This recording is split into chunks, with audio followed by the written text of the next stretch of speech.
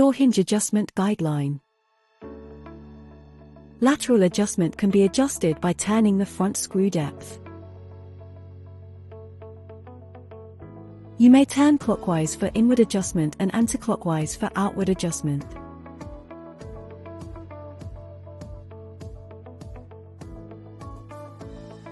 The vertical adjustment can be accomplished by releasing the mounting plate from the cabinet and loosening the screws.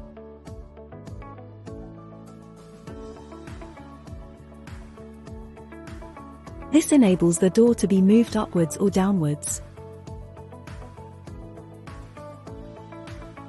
When the door is properly aligned, tighten the screws.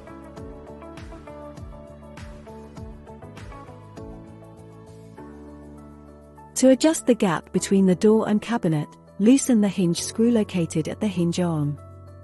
You can either move the door closer to the cabinet or slightly away from it. Once the door is in the desired position, tighten the screws securely. Lastly, ensure all the gaps are evenly spaced and your cabinet is ready to use.